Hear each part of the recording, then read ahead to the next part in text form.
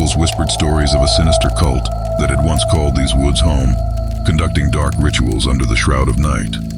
As we sat around the campfire, our laughter and chatter slowly subsided, giving way to the oppressive silence of the forest. The shadows of the towering trees seemed to dance to a sinister rhythm, casting elongated and menacing shapes upon our tents.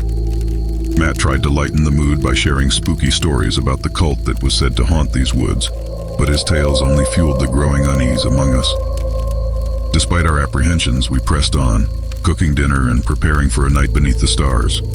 We reminded ourselves that these were just stories, nothing more than the folklore of the locals. But as the hours passed, our unease grew, and the forest seemed to close in around us, as if it had a malevolent intent of its own. The first sign that something was seriously wrong came when we heard distant chanting echoing through the trees. It was faint at first, like a whisper on the wind, but it grew steadily louder and more pronounced. The chilling guttural sound sent shivers down our spines and cast a pall over our campfire. We exchanged nervous glances, each of us searching the darkness for the source of the eerie chants. Sarah clutched my arm tightly, her fingers digging into my flesh.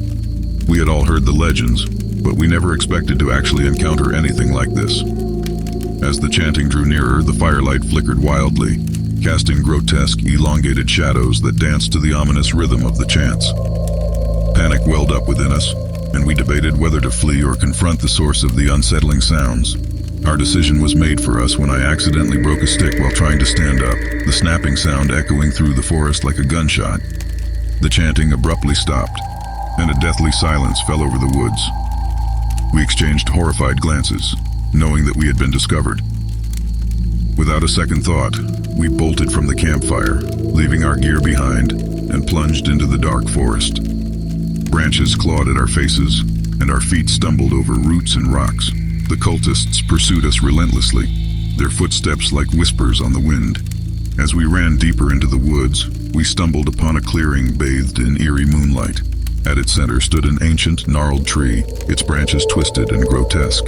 It was adorned with strange symbols, and beneath it, a sinister altar had been erected, surrounded by candles that flickered with an unnatural, malevolent light. Desperation seized us, and we realized that the cultists were closing in from all sides. With no other option, we took refuge behind the twisted tree, hoping it would shield us from the impending doom. We huddled together, our breaths ragged, our hearts pounding. The cultists encircled the clearing, their leader raising his staff high. In the eerie glow of the candles, their faces were twisted with fanaticism, and their eyes gleamed with madness. The air crackled with dark energy, and the ground beneath us trembled. It felt as though the very fabric of reality was unraveling. Just as we thought our fate was sealed, a pungent smell of sulfur hung thick in the air. The ground shook, and the trees swayed violently. From the darkness emerged a colossal figure, a creature of nightmares. The creature was massive, standing over 10 feet tall, with matted fur and enormous gnarled hands.